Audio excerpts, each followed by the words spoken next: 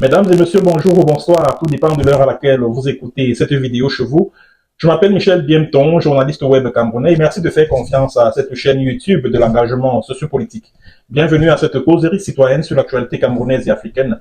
Bienvenue à la chronique de MBT, mesdames et messieurs. Alors, mesdames et messieurs, il sera question au cours de cette édition de la chronique de MBT du boycott des artistes qui fait partie des axes de combat de la diaspora anti-BIA, plus précisément du mouvement appelé Brigade anti-Sardinat. Et le sujet a pour prétexte, on va dire, cette prise de bec, si je puis ainsi le désigner, entre Valsero, c'est-à-dire que le rappeur engagé Valsero, et puis Annie Anzoer. Bon, je ne vais pas revenir sur les circonstances dans lesquelles les deux artistes musiciens qu'on ne présente plus se sont rencontrés récemment. Je ne reviendrai pas non plus sur les clauses de leur collaboration et tout. Je pense que tout a été dit par d'autres avant moi.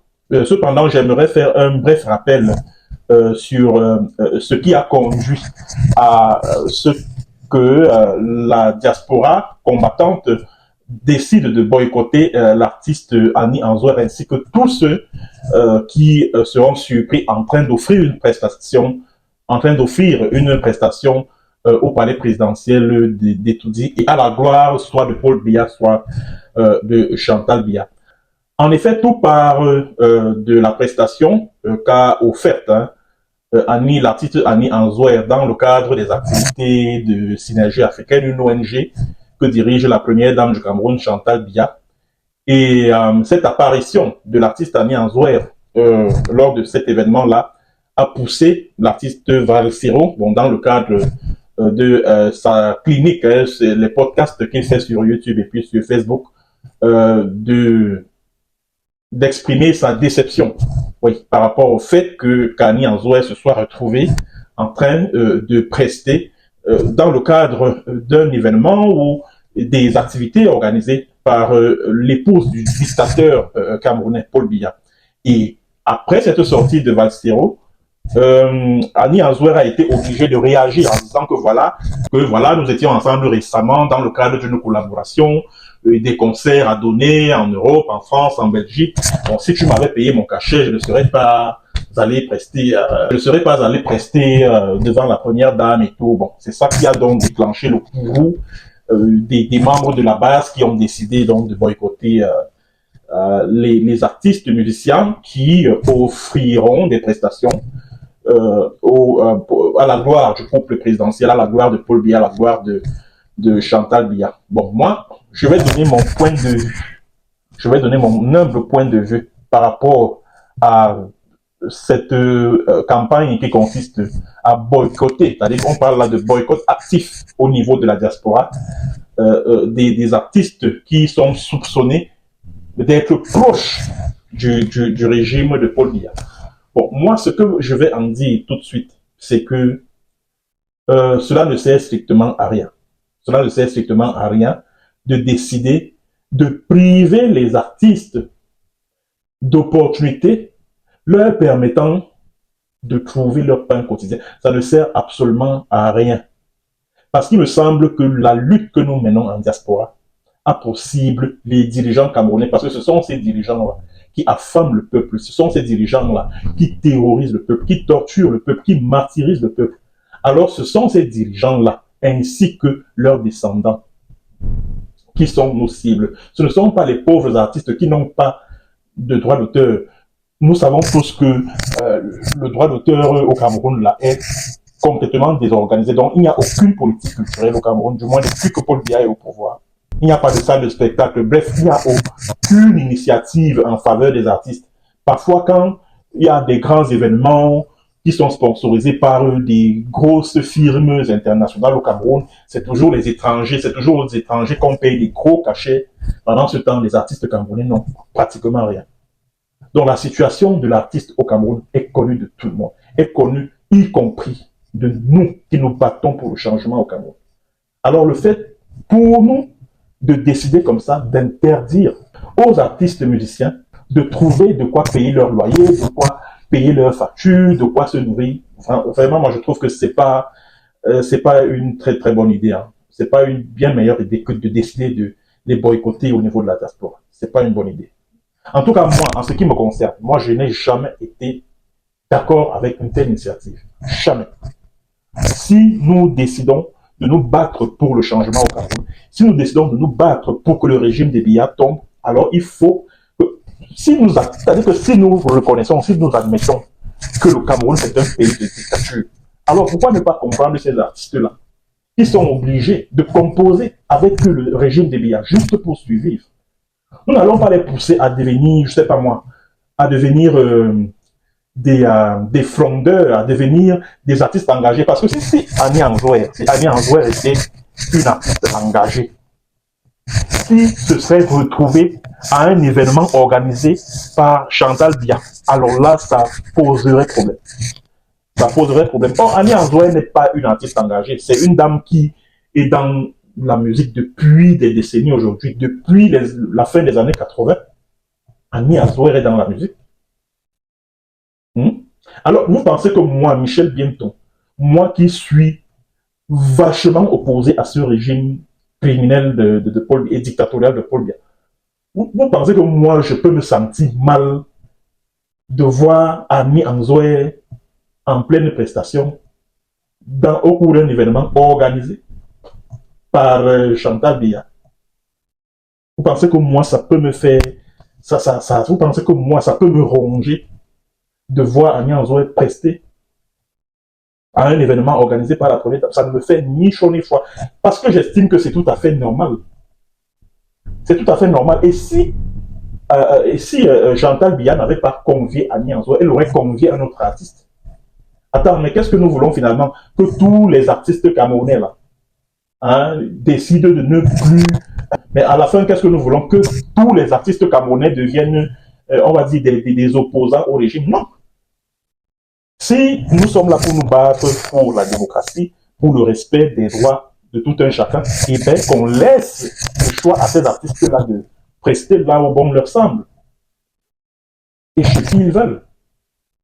Il me semble que c'est aussi la démocratie là que nous prenons et pour laquelle nous nous battons. On ne va pas pousser tous les artistes camerounais à devenir des dissidents politiques. Non. Il y en a qui ne disent qu'ils ne font pas la politique. Il y a des artistes engagés et il y en a qui ne le sont pas. Alors nous n'allons pas pousser, nous n'allons pas obliger tous les artistes camerounais à devenir des artistes engagés. Non.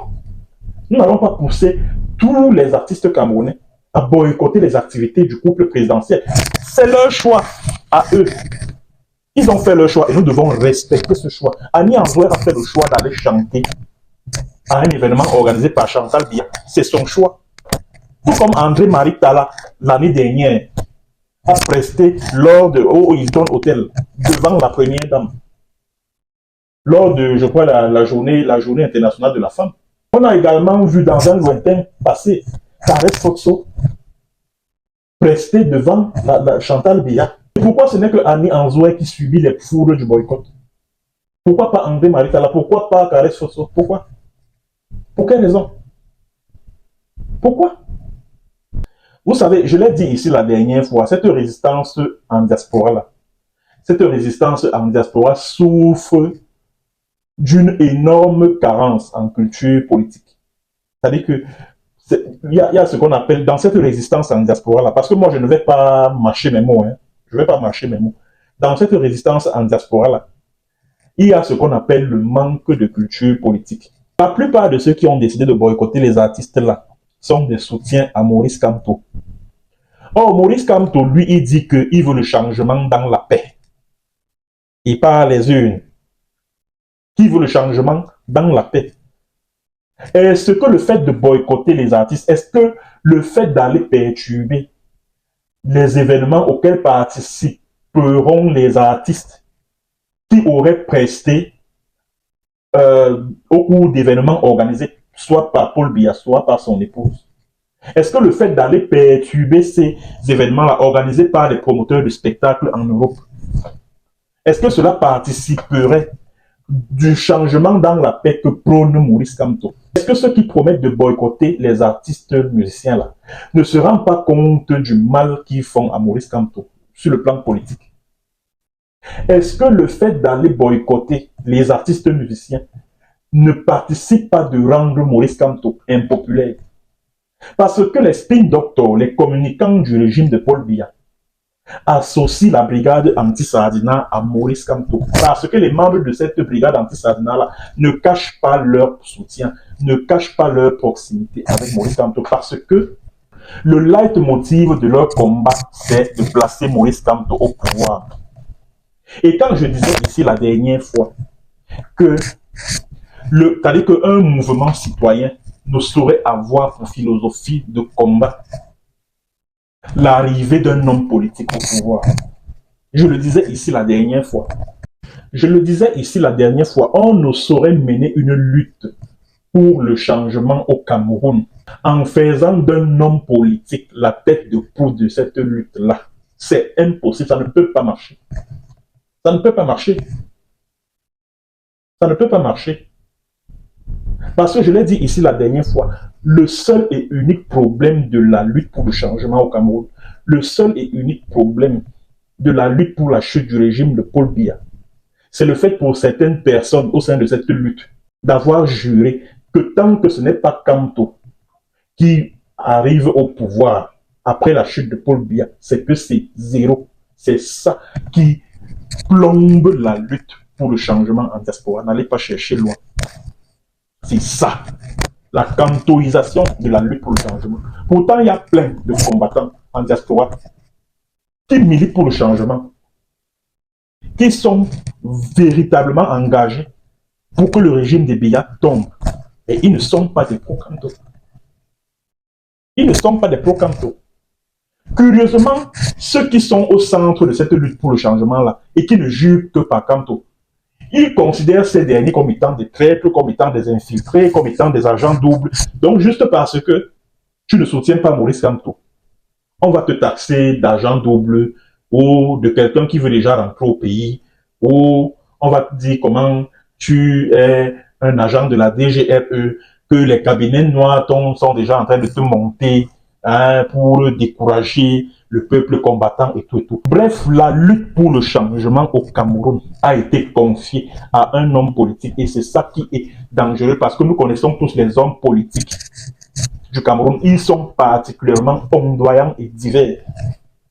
Vous ne pouvez pas lutter, vous ne pouvez pas mener à bien une résistance contre la dictature de Paul Biya et compter sur un homme politique au Cameroun. C'est impossible.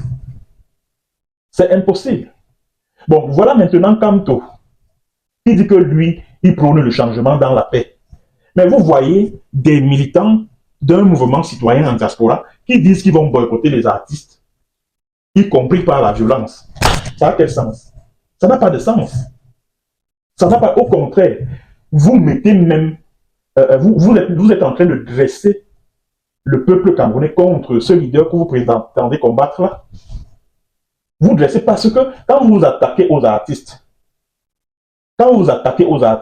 c'est des dizaines de milliers, voire des centaines de milliers de leurs fans que vous vous mettez sur le dos. Et c'est des voix que votre leader perd. C'est des voix que votre leader perd comme ça. Vous voyez alors le danger qu'il y a de faire de l'activisme politique en ne jurant que par le nom d'un homme politique. Vous voyez le danger qu'il y a. Quand vous posez des actes, ça retombe sur lui. Et l'opinion gardera de lui l'image d'un homme violent, d'un homme qui prône la violence, etc., etc. Parce que cette opinion-là va forcément rattacher vos activités à sa personne, à la personne de cet homme politique-là. Et quand vous dites que les artistes ne doivent pas aller prester au palais, que les artistes ne doivent pas aller...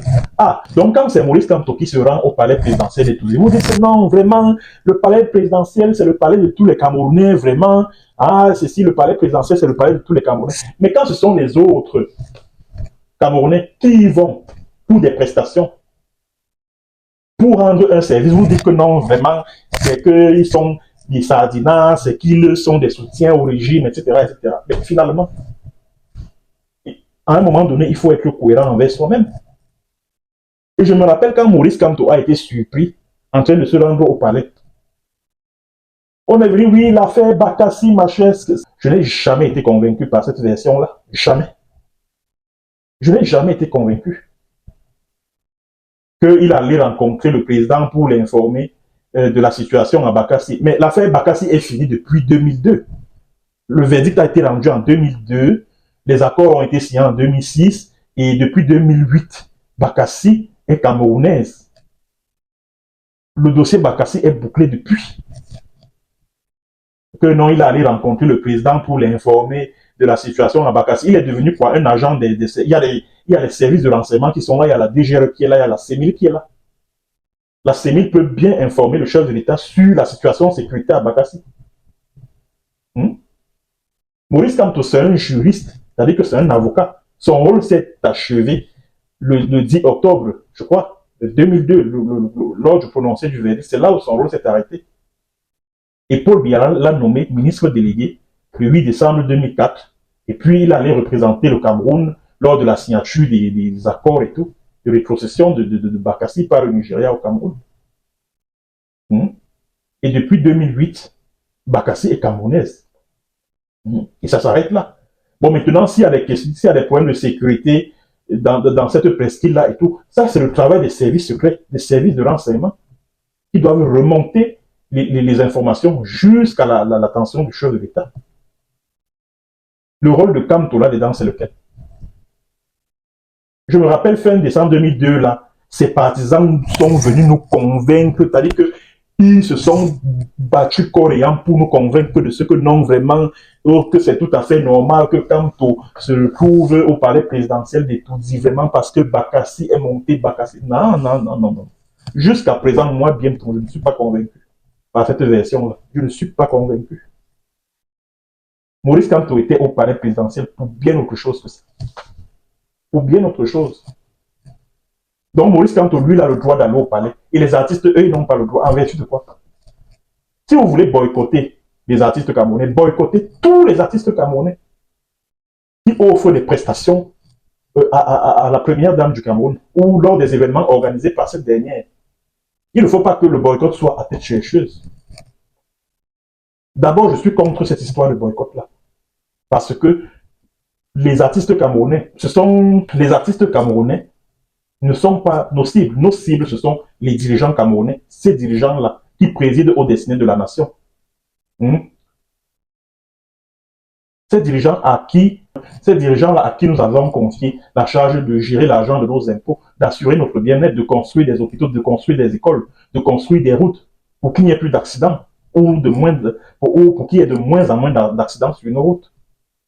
C'est à ces dirigeants-là que s'adresse notre combat, notre lutte pour l'avènement d'un Cameroun nouveau. Ce n'est pas les artistes, c'est quoi? C'est des citoyens comme nous autres.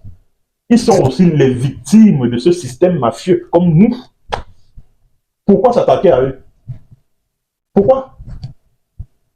S'il faut boycotter, il faut boycotter tout le monde. Ce n'est pas qu'on boycotte les uns, les autres, on les ménage. Ça a quel sens tout ça? Ce n'est pas que non, quand c'est Maurice Kamto, on trouve que non, c'est normal, il est au service de la République, il est au service de la nation. Quand ce sont les artistes, oui, c'est des sardinats, ils sont au service de Biya. Ils sont au service de Chantal Biya. Ça veut dire quoi? À un moment donné, il faut être cohérent. À un moment donné, il faut être cohérent. C'est donc ce que j'ai voulu dire par rapport à cette actualité, mesdames et messieurs. Merci d'avoir suivi et à très bientôt pour une autre séance et sur un autre thème. Bonjour ou bonsoir.